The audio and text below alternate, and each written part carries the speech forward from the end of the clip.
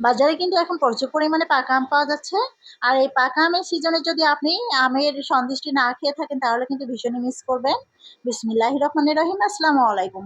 সবাইকে আবারও স্বাগতম জানাচ্ছি নতুন একটা রেসিপি ভিডিও দেখার জন্য। আজকে শেয়ার করব পাকা আম দিয়ে দুর্দান্ত স্বাদের একটা আমের সন্দেশের রেসিপি। একদম সহজভাবে দেখানোর চেষ্টা করেছি ঘরোয়া উপকরণে। যে কেউ সহজে বানিয়ে নিতে পারে। শুধুমাত্র চালের গুঁড়ো এবং আমের পিউরি দিয়েই কিন্তু এই সন্দেশটা বানিয়ে নিতে পারবে যে কেউ। তো চলুন রেসিপিটি শুরু করা যাক। আমের সন্দেশের জন্য এখানে আমি নিয়েছি 4টা ছোট বড় আম। এবার আমটাকে ছিলে আমি ব্লেন্ড করে নিব। যাদের কাছে ব্লেন্ডার না থাকবে তারা কিন্তু এই প্রসেসে আম থেকে আমের পিউরিটাকে আলাদা করতে পারেন। তাহলে কিন্তু আর আমটাকে ছেঁকে নিতে হবে না। যদি আপনি ব্লেন্ডারের জারে আমগুলোকে মিহি পেস্ট করে নেন সেক্ষেত্রে অবশ্যই আমটাকে ছেঁকে নেওয়ার চেষ্টা করবেন। আমের মধ্যে যে আঁশটুকু থাকে সেগুলো অবশ্যই বাদ দিয়ে দিতে হবে। এই তো আমের ঘন একটা পিউরি বের হয়েছে। এবার আমি চলে আসবো চুলাতে। চুলাতে একটা কড়াই বসিয়ে তাতে দিয়ে দিলাম প্রায় 2 কাপের মতো লিকুইড দুধ এবং 2টা সবুজ এলাচ। এলাচ দুটোর মুখ আমি ফেটে দিয়েছি যাতে করে দুধের মধ্যে সুন্দর একটা স্মেল আসে। এলাচটা দিলে এই সন্দেশের টেস্টটা কিন্তু অনেক ভালো আসবে। আমি দুধটা কিছুক্ষণ জাল করে নেওয়ার পর এর মধ্যে দিয়ে দিলাম 1/3 কাপ চিনি। চিনিটা অবশ্যই আপনারা যে যার টেস্ট অনুযায়ী দিয়ে দেবেন। এখন অনবরত নেড়েচেড়ে এই দুধটাকে জাল করে ঘন করে নিতে হবে। আপনি এই সন্দেশগুলোকে কতটা টেস্টি করতে চাচ্ছেন তার উপর ডিপেন্ড করে আপনি দুধটাকে ঘন করে নিতে পারেন। তবে আমি মোটামুটি 1 কাপের মতো করে নিয়েছি আর কি, 1 কাপের একটু বেশি ছিল। দুধটা যখন ঘন হয়ে এসে সে পর্যায়ে আমি দিয়ে দিয়েছি 1 কাপ চালের গুঁড়ি এবং স্বাদ অনুযায়ী লবণ। তারপর যে আমের পিউরিটা আমি রেডি করে রেখেছিলাম সেখান থেকে 1/4 কাপ আমের পিউরি দিয়েছি। এবার লো আঁচে এটাকে নেড়েচেড়ে রান্না করে নিতে হবে। এখানে আমি আরো 1/4 কাপ চালের গুঁড়ি দিয়েছি। চালের গুঁড়িটা আসলে কার কতটা শুকনো বা ভেজা তার উপর ডিপেন্ড করে কিন্তু চালের গুঁড়োটা লাগতে পারে। তারপর অনবরত নেড়েচেড়ে আমি এটাকে একটা সফট ডো তৈরি করে নিব।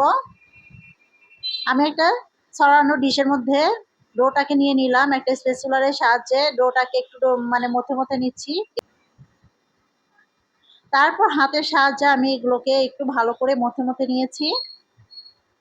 আপনাদের কাছে যদি এই ডোটাকে নরম মনে হয় তাহলে সামান্য পরিমাণ এখানে আটা অ্যাড করে এটাকে মেখে নিতে পারেন। আমি সামান্য পরিমাণ ঘি হাতের মধ্যে লেগে নিয়েছি। তবে অবশ্যই চেষ্টা করবেন যদি নরম হয় সামান্য পরিমাণ আটা দিয়ে মেখে নিতে। আর যদি খুব বেশি শক্ত মনে হয় তাহলে সামান্য পরিমাণে অ্যাড করে ভালো করে ডোটাকে মথে নিতে পারেন। তারপর আমি লিচি কেটে নিয়েছি। সেখান থেকে একটা লিচি নিয়ে আমি হাতের সাহায্যে গোল বল তৈরি করে নিয়ে 2 হাতের সাহায্যে একটা বাটি তৈরি করে নিলাম। তারপর যে এক্সট্রা আমের পিউরিটা ছিল সেটাকে আমি জাল করে নিয়েছিলাম চুলাতে। 2 কাপ মানে 2 চা চামচ গুঁড়া দুধ এবং আমের পিউরিটাকে জাল করে নিয়েছিলাম। একদম ঘন একটা আমের পিউরিটাকে ঘন করে নিয়েছি।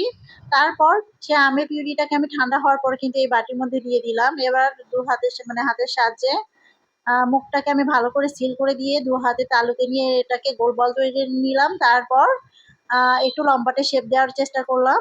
স্কিনের দিকে লক্ষ্য রাখুন আমি কিভাবে কাজটি করতেছি, খুব আলতোভাবে করার চেষ্টা করবেন। যেহেতু ভিতরে আমের পিউরি দেওয়া আছে মানে যে কোনো সময় আসলে এটা ফেটে যেতে পারে যদি ডোটা সঠিক না হয়। আমার আমের পিউরিটা একটু মানে পাতলা ছিল আর কি। দেখতে পেলেন একদম আমের মতো তৈরি হয়নি আমার সন্দেশগুলা। দেখতে কিন্তু অনেক সুন্দর লাগে এই পিঠাগুলা। আমের সন্দেশ বা পিঠা যাই বলেন না কেন খুবই সাধারণ উপকরণে তৈরি হয়েছে, তারপরে খেতে কিন্তু এটা দুর্দান্ত হয়ে থাকে। আমি আপনাদের বোঝানোর সুবিধার্থে আবারও একটা সন্দেশ আপনাদেরকে তৈরি করে দেখাচ্ছি। ওই তো একটা লিচি হাতের সাহায্যে আমি বাটি তৈরি করে নিয়েছিলাম। তারপর বাটির মধ্যে আমের পিউরিটুকু দিয়ে মানে খুব বেশি পিউরি এখানে দিতে যাবেন না। বেশি পিউরি দিলে দেখা যাবে যে এটা বের হয়ে আসার সম্ভাবনা থাকবে। তাই পরিমাণ মতো বুঝে দেওয়ার চেষ্টা করবেন। যদি আমের পিউরিটা এর ভিতরে কম দেন সেক্ষেত্রে কিন্তু আমটাকে সিল করতে বা আমের শেপ দিতে খুবই সুবিধা হবে। আমি আমের পিউরিটুকু একটু বেশিই হয়ে গিয়েছিল। তারপর এটাকে ভালো করে সিল করে দেওয়ার পর গোল করে একটা বল তৈরি করে নিয়ে হাতের সাহায্যে দেখুন আমি কিভাবে কাজটি করতেছি। এখানে আসলে বলার কিছু নেই, বুঝে নিতে হবে।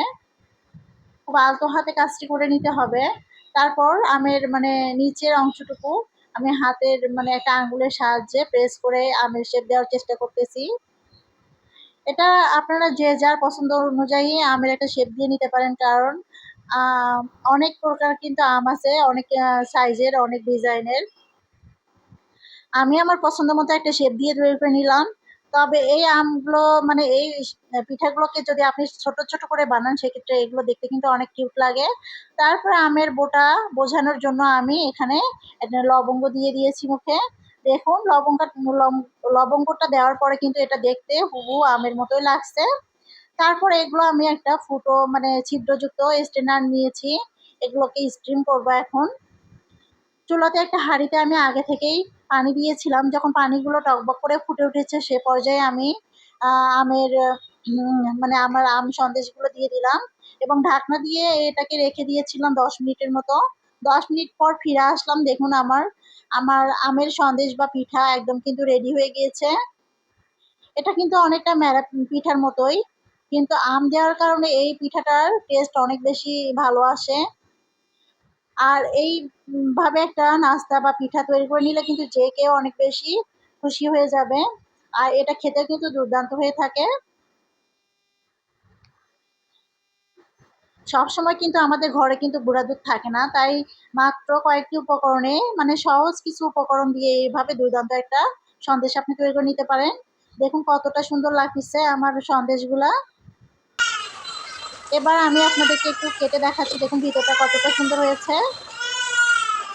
গরম গরম থাকা অবস্থায় এই পিঠাগুলো কিন্তু একটু নরম হবে, কিন্তু এই পিঠাগুলো ঠান্ডা হওয়ার পর খেতে কিন্তু অনেক বেশি মজা লাগে। আরও আমি আবারও একটা পিঠা আপনাদেরকে কেটে দেখাচ্ছি, দেখুন কতটা সুন্দর হয়েছে। রেসিপিটি আপনাদের কাছে কেমন লেগেছে অবশ্যই কমেন্ট করে জানাবেন। যদি ভালো লাগে বেশি বেশি করে লাইক এবং শেয়ার করে দিবেন। আসসালামু আলাইকুম।